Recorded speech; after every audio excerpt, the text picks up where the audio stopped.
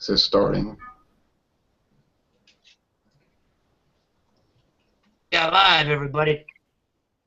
Okay. Hello, folks. Can you hear me? Loud and clear, sir. All right. Sometimes you get these little internet lags. Tonight we're looking at Qingdao beer from Qingdao, China. Now, hear that echo, Eric? I actually do not. All right. Keep talking and I'll figure it out. Okay, so this beer was introduced around 1903, 1904. Now, from what I could understand, they introduced the beer. They got the company started in 1903, and I think it really didn't come out onto the market until 04. Doesn't really matter. It was started in China, and in fact, it's always been brewed in China. And apparently, there's a lot of breweries all around China. Now, if you look at your bottle, and Nate, and we're going to get to who all's on this group in a minute, but Nate, you have a big bottle? Yeah. I actually went to the local Asian grocery store, and they happen to have a beer section. Is that a 24-ounce bottle, or what does it say on that bottle precisely? 21.6. Nice. That's an oddball size bottle, isn't it? That must be 21.6 just because every other country uses the metric system, and that must be a round number in milliliters. Yeah, I have no idea, but it is a kind of a strange measurement for us to have over here. Yeah, I've never seen that number. That's about like those 18-ounce bottles, isn't it? Yeah. Still hearing that echo. Yeah, I think that's Nate, and he keeps control of his echo. Yeah, it's Nate. Sorry, Nate. Now, this 2016 is the year of the monkey, as it says on the Tsingtao website. Their slogan is "Living Imperial," because actually, when Qingdao was started, it was the Empire of China, so they had an emperor, Pu Yi. It's an interesting little fact there. We have on our group today from up north, Maria Devon, the girl next door in New York, upstate New York. We have Nate K. from Massachusetts. We have Thomas Meadow Eric from Massachusetts Beer Reviews. We have John Sharon. Are you joined by Charles tonight, or did you go on solo? Just me. Okay, he's from Indiana with Zone 1, and myself from Louisiana Beer Reviews down south. We may have some. Excuse me. We may have some Westerners joining us. I don't know. And our buddy Lee Poznansky from Poznansky Beer Reviews, all the way in New York City, claims he cannot find this Chinese beer, and I find that kind of strange in New York City, but that's just me. That's shocking because he can go to Wegmans. I found mine at Wegmans. Yeah, I thought this beer was sold everywhere, really. And then I had somebody in England tell me, no, he can't get it anymore. And yes, our buddy from England. Yes, that's right. Right here in my town, Mathern's has it all the time. Now, other stores, I don't know if other stores do, but Mathern's always does. Always has. I found this beer, strangely enough, I end up finding a lot of miscellaneous countries' beers. My store, the store that I go to a lot, has a big beer section, and one big beer section is their Belgian beer section, and a lot of time they'll either have like a mead or some kind of other ciders next to some of these Oriental six-packs, and that's kind of where I found this beer mixed in with the Belgian beers, and it was a $9.99 six-pack. I could not get singles of this beer, but so far I'm pretty pleased that I got the six-pack. That's all. I was able to get a single at a place called Martin Wine Cellar. Now, but I have never seen the big bottle. Now, I was doing some research about Qingdao. It's really hard to translate Chinese into English, okay? We know that. So when they originally translated it, they were saying Tsingtao. That's how they thought it was translated. So that was the way people used to say the name of that city. That's the city that it's brewed in. That's why they call it that. It'd be like if it was made in Atlanta, Georgia, and they called it Atlanta beer. So later on, I was at a Chinese restaurant, and I told the lady, "Give me some Tsingtao beer." And she said, "It's not Tsingtao, Qingdao or Qingdao." And the way she was saying it, I was saying, "Oh, you mean Qingdao?" She said, "No, not Qingdao, Qingdao." So I was like, "Okay." So we can't hear it correctly, you know. So it's funny because if you look at the bottle, it says Tsingtao beer made in Qingdao. So we can't really do it very well. So we apologize to Chinese people because we But can't. they tried on their website to give the proper English definition of how to pronounce it. They tried. Yeah. At least they did. Yeah, and I'm not doing a very good job. So born in 1903, yet vibrant as ever, our premium lager sends echoes of the ancient world into your modern one. Oh, shit. Qingdao Lager offers a crisp and refreshing flavor with a nutty, now listen to this, let's remember this, a nutty and subtle sweet taste that will complement your choice of cuisine without weighing you down. Okay, this website is pretty extensive. They have enormous amounts of food pairings and cocktails that can be made with Tsingtao beer. Mixed drinks.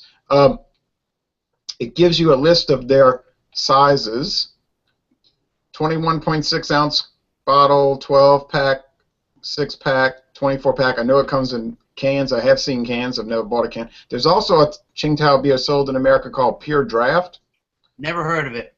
I've had it. I did a video review. It's only sold in 6 packs of 12 ounce bottles. It's a draft version, you know, not pasteurized. Huh? You think that's the same way that they make a Miller Lite or a Miller High Life and a Miller Genuine Draft? Yeah, it's probably cold filtered. Yeah, it's probably cold filtered. I didn't notice that it tasted terribly different. Okay, a few more facts. It was not sold in the United States until 1972. Well, you know, the communists took over China in 1949. Well, they took over most of China, not some of the islands like Taiwan Island or the Pescadores or Hong Kong. They didn't take over Hong Kong until 1997, and they didn't take over the city of Macau until 1999 when they took it over from Portugal. Gotcha. But the island of Taiwan, the Pescadores, Kinmen, Matsu, and some other islands are still not controlled by the communists. They're controlled by the Republic of China. Anyway, enough of the history lesson. Actually, more of the history lesson. In 1972, President Nixon went to China, and they signed a non-aggression pact, Nixon and Mao Zedong, and so one of their agreements would they would start having trade between China and the United States. So in 1972, this beer arrived into the U.S. and it's been sold here now for 44 years. Excellent. Another interesting fact. Ooh. I noticed that sometime within the last year, it became a Pabst Brewing Company brand in America. Really? If you don't believe me, look on the Pabst Brewing Company website. It's part of their portfolio. Huh. Because my bottle says that it's imported exclusively by Monarch Import Company, Chicago, Illinois. My bottle says... Well, mine says imported exclusively by Jacob Best Imports, San Antonio, Texas. There you go. So we've got the newer bottles. Jacob Best is the guy that started Pabst Brewing Company. Okay, get it? Alrighty then. Good thing I mentioned that. Mine's by Monarch with Eric. And one of the Pabst headquarters is San Antonio. And in fact, that was where the brewery was. The last Pabst brewery that was in operation was the Pearl. Let me ask the question here. Okay. Okay, and I'm asking this exclusively to Eric and not to leave you guys out, but you guys can comment after I say this. On the bottom of my bottle from Monarch, it's got a B Rotator 2014. On the bottom of it. Rotator 2000. Very bottom of it. On the bottom edge of it. Oh, yeah. 2015. Yeah. I know what you're talking about. Yeah, mine says 2015. Mine too. And on the bottle, we all have that. Now, if you look at the neck of the bottle, this is a short neck bottle. It says October 29th, 2016. That's obviously the best by date. I got 5, Mine 21, says 7, 6. 27, 16. What is I it? think we're all in the same range, basically, for Yeah, our dates. yeah. Yeah, mine's 10, 27, 15. So Yeah, I think Pabst acquired this almost within the last month. So by acquiring, they just have, obviously, the distribution rights in our country. Is what we're saying. In They don't China, actually brew it. They don't brew it in this country like that No, Japanese no, beer there from no. Anheuser-Busch. no. China only allows Qingdao beer to be brewed in China. Awesome. Another thing, they will only allow an American company to own 49% of a brand in China. So China has to always own at least 51% of a Chinese beer brand. So Pabst might have bought it. Fine. They can only own 49%. The Yeah, Chinese. the beer that I was thinking of was Kirin Ichiban. That's brewed. I think the Kirin Ichiban is brewed by Anheuser-Busch in Los Angeles and in Williamsburg, I think. Yes, but that's Japanese, and that's an agreement with the Kirin company. But And but then in they don't China, have that agreement with Qingdao. the Chinese government will not allow it. They want it to be an authentic. They insist that it's an authentically Chinese brewed beer. Not to mention, they're not going to give up a majority ownership of the company. But Pabst is the owner, for all intents and purposes, of the brand in America. All right.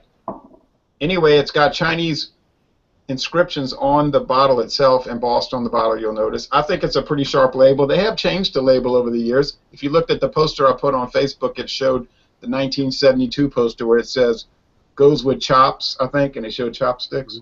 Yes, I've seen that.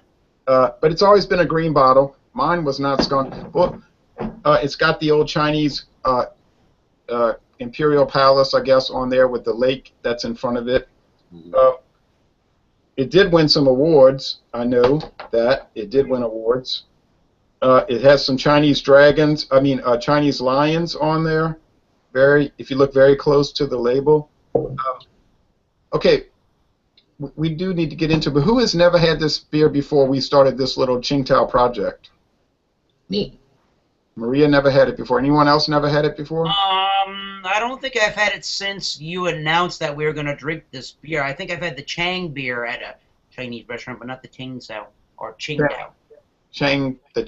The Thai beer. Mm-hmm. Okay, so Eric has named Japanese beers, Thai beers. Yeah.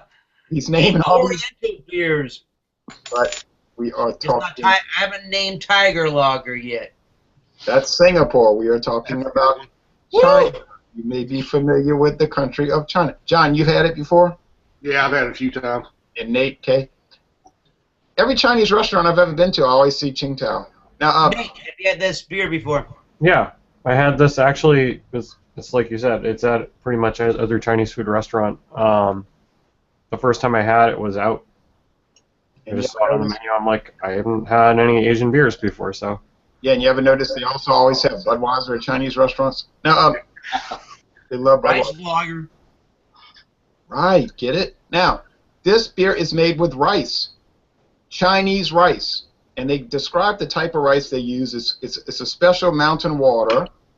It's Chinese barley and Chinese hops. They only allow Chinese ingredients, I believe. They might have, well, wait a minute, I could be wrong. I think they might import some German, yeah, they import the German Saaz hops. Now, that's an interesting part about it also, because this beer was started by Germans in China. It was not started by Chinese. Am I not mistaken that there were a lot of these international American-style lagers or rice lagers that ended up being started by Europeans or even German immigrants? Yes, and it took the country by storm. And the most popular style of beer in East Asia, and I know this from reading National Geographic magazine, is light lagers. They want beers that they can down in major quantities, okay? So that's a big part of the Chinese and Japanese culture, to go out every night after work, and they're not going to go out and drink an Imperial Stout, 1 pint of that. They're going to go out and drink light lagers like this, and they're going to drink a lot of them. And they're going to talk very loud and eat lots of food. And another thing they said about Japan, now I'm not talking about China, but in Japan, wives are not brought out on these kind of outings. It's a male-only thing.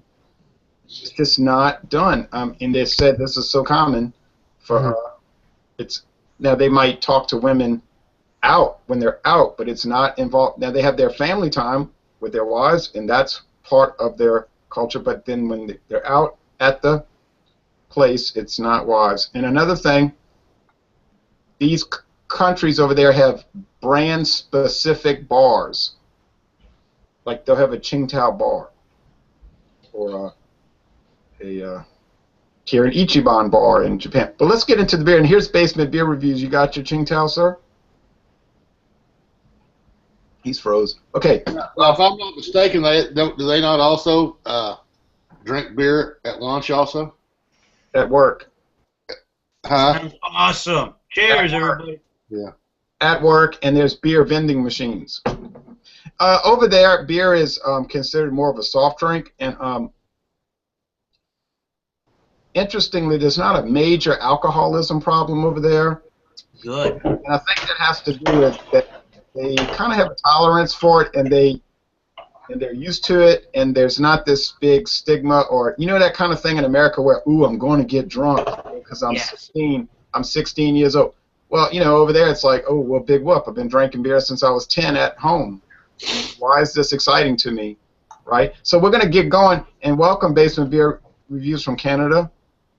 Jay, how's it going? Going very well. And is Qingdao common in Canada? Pardon me? Is this beer pretty common in Canada? I actually don't know. I picked it up at the beer store, so I would assume so. I've never had it before, and unfortunately, I can't partake right now. I'm busy with some kids. I just wanted to pop on and say thanks for the invite, and if you're still going in a little bit, I'll jump in. Oh, and let me say this to you: if you're unable to join, do you think you'll be doing a video review of that beer? Well, if BDU is going tonight, then I'll just have it then. Okay, because I would like to see what you say about it. That'll be Sure. awesome. Whether good or bad, you know, just interesting. Hey, nice meeting you, Basement Beer Reviews. Cheers, Yeah, Basement. I'll jump on some other time, but if you're still going in a bit, I will be back. If not, Okay. we'll see you on BDU. Thanks, Okay. buds. Cheers. Cheers. Cheers. Well, That's so very start. awesome that he ended up having a can of that beer. I've never seen Yeah. cans of that beer. That is a sharp-looking can, I have to say. Yeah. We have to go to Maria first because ladies first. So Maria, what do you think about we'll just run through the appearance real fast. I don't think this is going to take a lot of time because we know what it's going to look like. I love the appearance of this beer. I think it's beautiful. This is bright and golden yellow. It doesn't quite meet amber, but it sure is bright and it does shine like gold. It poured a creamy, cream-colored head of foam that dwindled. You know, for the style, it's just beautiful. It had some lazy, small bubbles just wafting up amiably. Just a cheerful and friendly-looking beer. You're right. John Sharon. I think it's a good-looking beer. I mean, it's light coppery color. I mean, my head dissipated very quickly. Carbonation slowed down quite a bit on this beer. But overall, I mean, the appearance of it, it's a typical light beer-looking beer. And not much more you can say about it besides it just looks good. And it's only 4.8% alcohol. Yeah. How about Eric? I'm not trying to get into the taste here. So forgive me if it sounds like that, but for whatever reason, this yellow copper looking colored beer, this light, not copper, but this yellow light colored beer with that kind of a head that's leaving a little teeny weeny, a little bit amount of lacing, is reminding me of a beer like a Carlsberg or a Heineken or from Nate's Glass, there, Stella Artois. It's reminding me of that kind of a beer. It has that kind of that European, forgive me again, a European gold kind of a color, just with a little bit of lacing. Again, it has some head, but just very faint amount of head. But from that faint amount of head, it's leaving a lot of it out sticking around, which is, to me, far beyond what you're going to get in the American style beer. So as far as the look, Wait. Unless you drink a Miller beer, they've got head galore. lacing You know galore. what? I forgive you. You are absolutely right on that. But again, what I was going to say was, so for the style of an adjunct, kind of an American beer, even a rice lager, it looks the part 120%. I like it. Okay. Nate? I can kind of agree with what Eric said on it. I can't tell if it's my glass that makes it look a little darker than it is, but in a way, it kind of reminds me of a little bit of Bud by the color of it, but perhaps a little bit darker. So kind of the same kind of coloring. I'm not getting anywhere near the lacing or head that you guys have, but it might be my glass that I'm using. It's just it died down really quick. There's hardly anything to speak of as far as that.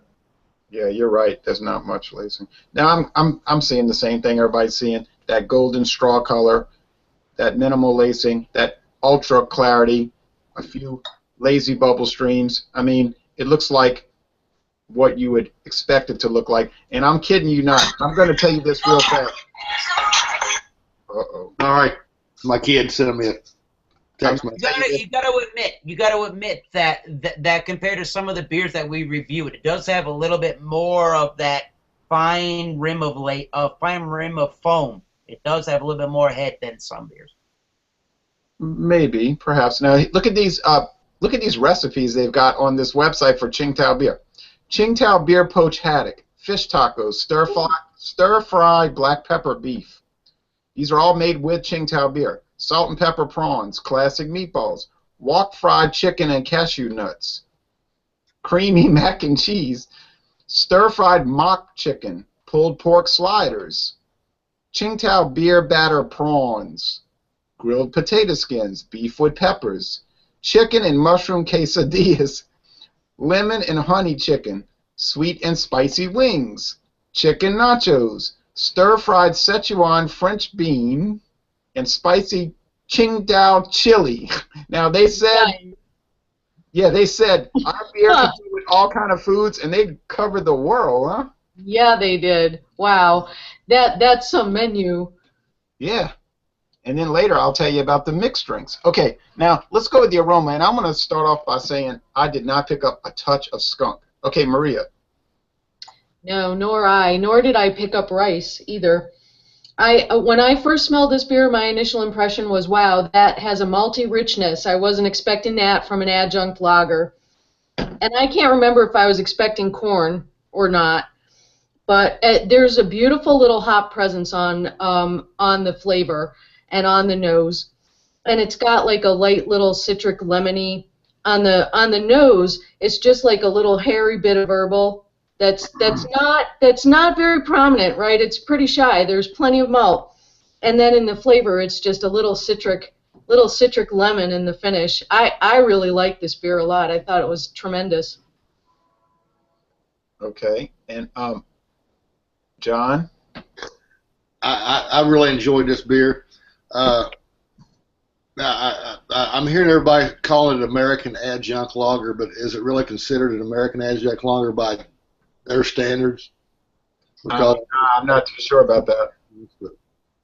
But I think it's more of a European style of a beer than what I would call an American adjunct. And I agree a lot with what Eric said. I mean, it's kind of got that Carlsbad type smell and flavor to it. I'd really like to see them just take 6 months and put all these green bottles into brown bottles and see if they can change the taste. Because I don't necessarily know if it's the green bottle taste or just the type of malts with the hops and yeast and stuff that they're putting on these, which that everybody's giving it that green bottle taste. But if I really enjoy this beer, I think it's a good beer. And now hold on a minute. What about the smell? Because we're trying to do the smell right now. I jump forward. I mean, and back what I said a while ago. I mean, with the smell, and it's got that Carlsbad a Heineken type smell to it. I think that green bottle aroma. I went to Carlsbad Caverns once. Hey, you mean Carlsberg? Carlsberg. I'm sorry. Yeah, Carlsberg. That's So all it's got that. It's got that smell to it that I can't get past. But I mean, I'm not down to beer. I think it's a tremendous beer. Okay, now Nate, what do you think about the aroma, sir? The biggest aroma I get from it is really the sweetness, and I'm not sure if it's an adjunct sweetness or a malty sweetness, but I guess maybe both, kind of coming out in the aroma. But I can't pinpoint where one starts and one ends exactly. Maybe it's balanced in that way. Now, in my case, I'm picking up noticeable sweet malt. I wouldn't say rice. Maybe. You know, like you start kind of like talking a bunch of garbage like, oh yeah, maybe I can pick up steamed rice. Maybe. Am I really picking up steamed rice? Mostly it's just a clean, sweet, malty aroma, and like you said, with a European flair.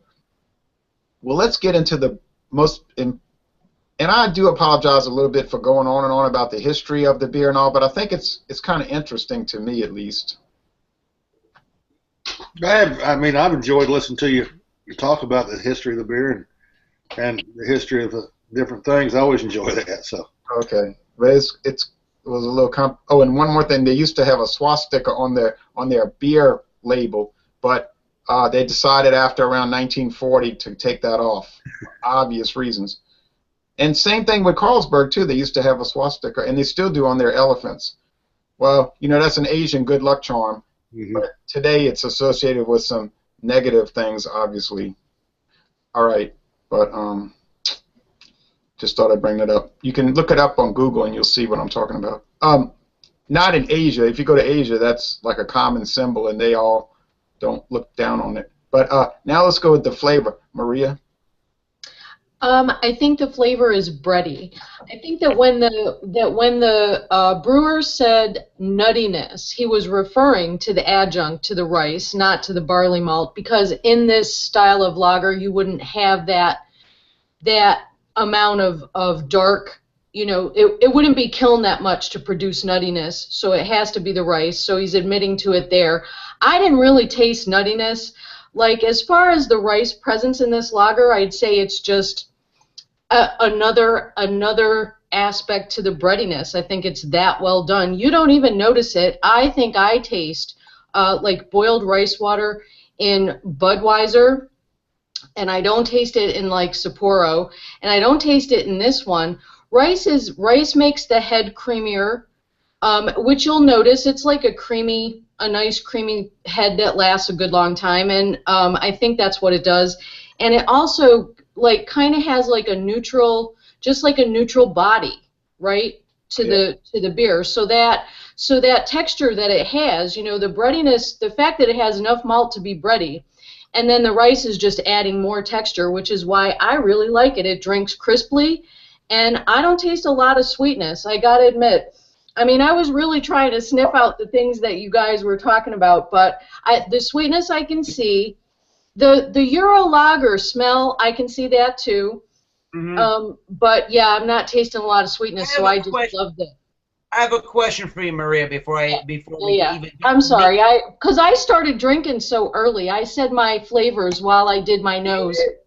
My question would be to a lot of people that do the beer reviewing, and I'm posing the question to you, Maria, specifically because you mentioned it, but to a lot of people that are reviewing beers on YouTube or on Beer Advocate or on Rate Beer on the Beer and Me, is by you saying this beer has a neutral flavor, is that necessarily a bad flavor or an off flavor to you by saying it's neutral? No. I don't think it's the only flavor, right? Like, as far as malt having a neutral character in the beer, there's a lot of beers that show a neutral malt character and then display, you know, this or that aspect or these or that hops. This one, I think, is just a very well-constructed lager that has, you know, a good solid barley malt richness to it, and then has this rice which is adding breadiness and texture, and even though it's neutral in flavor, right? Because it is, you're not tasting it, so it has to be, right? If you're not tasting it. If you are tasting it, like if you're tasting sour water, like rice was boiled in it, well, that's not neutral. No, That's I'm not neutral, right? What about you, John? Well, I mean, I kind of agree with what Maria there said, and you know, I guess I got to ask a couple questions here about this beer because I've had it a few times, but you know, we keep calling it American Adjunct and we keep calling it lager, but in what category is this really considered a lager beer? Well, it's a lager. It is lagered. It's brewed according to the lager process. I don't know. Is that according to the American processes of lager beer or the Chinese processes of lager beer? I bet you the best way to describe this beer is pale lager. German Let's go with that. process. Yeah. German and English process. Okay. Now, so you find that it's, John, you're finding that it has a lot of different character than, say, a Budweiser? Yes, but yeah, this is no comparison to a Budweiser, and that's just in my opinion. I think it's got a different taste to it, different malt characteristics, different hop characteristics. I mean, you might get a little bit of the rice in it, but overall, to me, this does not even come close to comparing it to a Budweiser, a Miller Lite, or Bud Light, or any of those beers like that. I may be wrong, but I don't. I mean, if I was going to categorize this at one particular beer in general, probably a Heineken Light. I was gonna say kind of the Heineken thing where I'm surprised. Maybe I don't know where the marketing of Heineken versus Qingdao ever went, but just tasting the beer to me in general, I'm surprised how and again, leaving green bottle out of it, I'm just talking about pure taste of the beers. I'm kind of surprised how this beer isn't more popular than a Heineken beer. Again, like what Maria was saying, and I had to ask that just to get her opinion on that.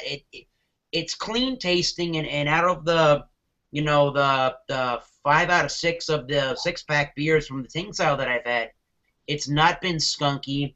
There's not been any really nasty, overly sweet flavors. It's basically, again, as Maria usually does a very well description of these beers, it definitely has a really like a biscuity, bready kind of a white bread malt character. It's definitely got some sweetness to it. Again, it's not very, it doesn't have very, skunky or off-putting flavors. Just a really good neutral tasting beer.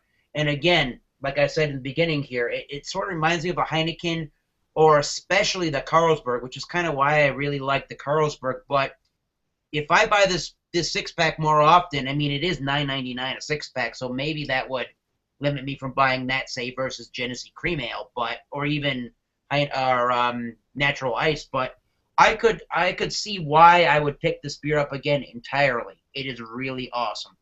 I would pick this beer over a Heineken product. Okay, now before we go to the would you buy it again, let's finish up the taste. Let's go with Nate and then myself. Nate. All right. So I agree with John about it not really being at all like Budweiser. I think before when I compared it at all to it, what I was talking about more was the coloring of it. And even then, I'd say this is probably darker than a Budweiser would be.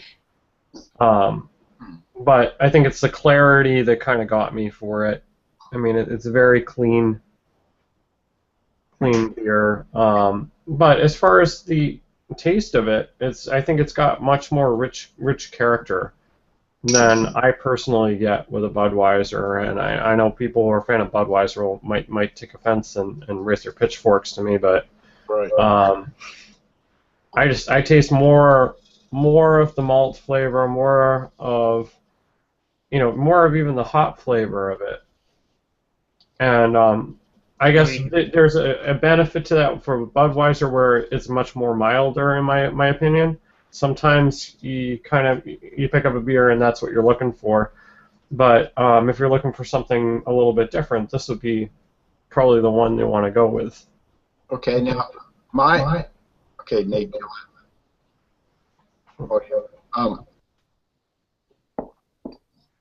I'm picking up those hops, those imported hops.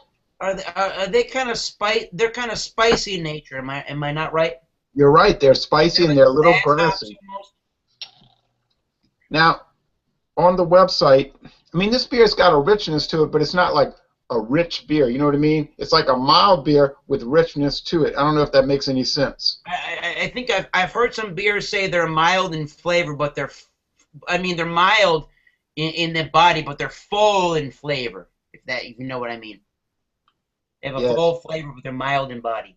Now they're saying it was started. Okay, I'm looking on the Pabst website. They're saying they have yeast that came from Germany. The barley malt comes from Australia, Canada, and France. High quality hops and rice, and they use fresh spring water from the Laoshan Mountains, Laoshan Mountain in China. It says in 1950 they began to export it to Hong Kong, Macau. That was British Hong Kong and Portuguese Macau, now owned by China. And then other Southeast Asian countries. And then, of course, we know in 1972 it came to the U.S., and it's now the top-selling Chinese beer over here. Do you think they still have the same yeast strain from when they started this beer? They just continue the strain over? I don't know. I know it's sold. They say it's sold on draft and as it says draft and lager.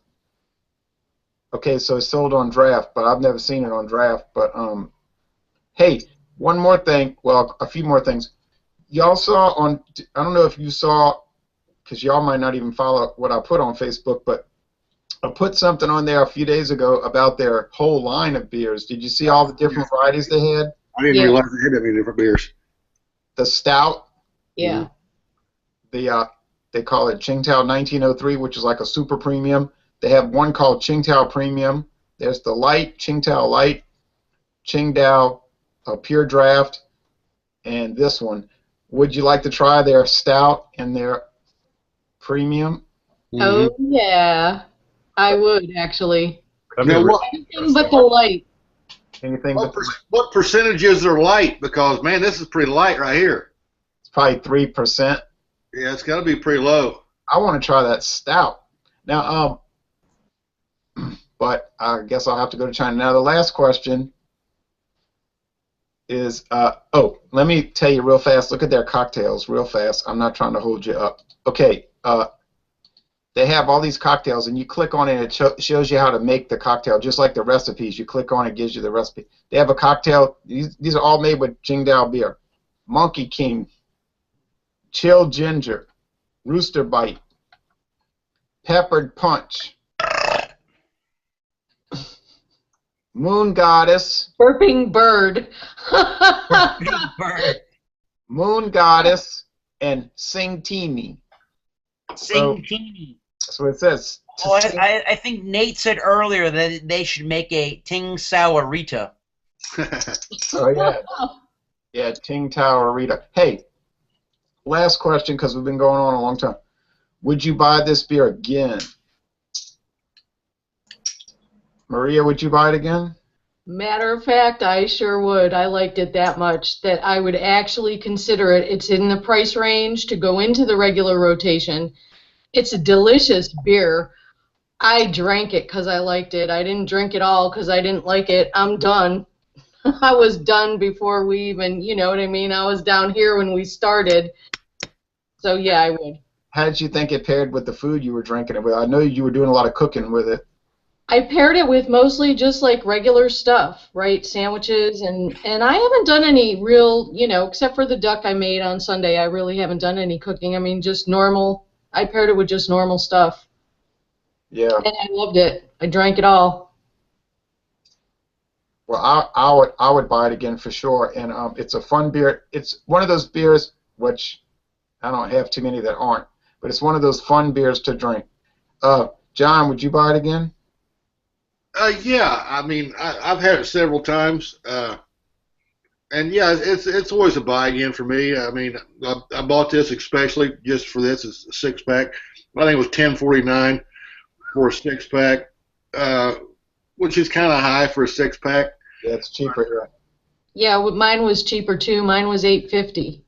But I mean, yeah, I mean, if I go out to a Chinese restaurant, I had not too long ago to Vietnamese restaurant with their food, and anytime I go out, I usually try to buy this beer if it's available at a restaurant. And yeah, I mean, if I was going to say a party and it was exclusive to this type of beers, I would pick this beer up and let other people try it. But yeah, I mean, it's a good beer. And would I buy it again? Sure. I mean, it's the quality's there for what it is, and yeah, I mean, I'd definitely try to buy it again. Okay, what's all that rattling? Hey, I'm sorry, I'm flipping calf. Sorry. Oh. Sweet. Eric, would you buy it again? I definitely would. The $9.99. I don't want to say because I buy Brillium beers and I like to drink a lot of craft beers primarily. Although I'm not as I'm going to call this beer, I'm just going to call it a straight pale lager. That's the style I'm calling it. You know, a pale lager to me incorporates American and European and Asian beer. So I would definitely buy this one again. I don't know if at the beer store $9.99 a 6-pack is the first thing that I'm thinking of, even over Carlsberg. But I think, again, Maria says things so well, and Eric Anderson seems to say that too. She mentioned this would be a good beer with sandwiches, and I think this would be a tremendous beer with sandwiches. I have some relatives of mine on my mother's side of the family that are of German descent, and they drink a lot of, I don't want to say just Heineken, but they end up buying a lot of different German and European style American lagers, and when they're about ready to have some lunch or some hoagies or cold cuts, they'll pull out a beer just like this and drink it with some lunch, and it tastes really good with a sandwich and a bag of chips and this beer, and it's really good. And for $9.99 for this kind of a style of beer, I think you get much better quality than some of the beers in America. So overall, I would buy this again. Sure, why not? Let me reiterate on what he said right there with food. And Jay, you said it on a video, I believe it was yesterday, that and you know what I'm talking about when I say this. This beer here is not going to kill the taste of food. And this beer here is not, the food's not going to kill the taste of this beer. I mean, when you said that about in your Budweiser Triple Down or whatever it was. Double Down. Double Down. I mean, this is a beer that's not going to kill anything. Do you think that video was too long? No. I just ran out of hot water when I was listening to it. So I usually listen to them when I'm in the shower. So. Oh, good grief. But I mean, you know, those Double Down videos, they tend to be long because I'm doubling down on it. You know what I mean? No, I didn't know. They're never too long. Being thorough is way better than being too short and not getting what you want out of it. Exactly. That's true. Now, we got Nate. Nate, would you buy it again? Absolutely, and I have before, actually. This is, I just, you know what I found, though, and I don't know if how many of you guys actually bought it, like, fairly frequently, or not necessarily frequently, but more than a few cases of it? Never. No, I'm always jumping from brand to brand. People ask me that all the time on my video page. Yeah, because could you make this? Could you make this beer? Could you make this beer an actual, purchase to purchase kind of a beer, Nate? You think you can do that? I don't know. Mostly, and the price is definitely a factor in that. But I think I have had like differing experiences depending on the batch. I don't know necessarily that every 6-pack I picked up. I mean, this is better than I remember it being. Oh. You know. Well, we better wrap it up because it's going long. But I think we did do a pretty thorough examination of it. And then next week, let's say that next week is going to be a little bit of a problem. We're going to have to go on Monday night. Yes, that's right. Yeah, Monday night is 6:30. But we're still going to do the same beer, right? 7:30 Eastern time. But we're going to look at we're going to look at Labatt Blue. Sweet. Okay. And then excellent. And those come in really strange bottles, 11.5 ounce bottles. Correct. Not 11.2, 11.5, strangely. And then the week after, get ready, folks, because April 6th is Old Rasputin. Yeah. Sweet. When we do that Rogue Dead guy thing? 2 weeks from now. Rogue, Or actually 3 weeks from now. Rogue Dead Guy is on April 13th. I have to get a bottle of that. And then we have a Beta Amber, which could be a problem. I understand that. If it's too much of a problem. I can't find that. You know, I saw something from Shipyard the other day and something from a Beta that I wasn't expecting, so maybe I'll be able to get that one. Wouldn't that be nice? I think a lot of Abita beers have ended up in the northeast region of America. I think so. Abita Amber Lager is kind of like their flagship. And then we have Chimay Red Cap at the end of April. Sweet. So, okay. And I already have one written for May. Okay. May 6th is my birthday. Oh, well, all right. Well, thanks, folks, for watching this video production. And many people may jump over to BDU in Canada. All right. Good night, folks. And as I say on my beer review channel, until next time, keep tasting those great beers. Cheers. Boy, we'll see you soon. Peace. Cheers. Peace, love, and Tsingtao. Qingdao. Thank you, China.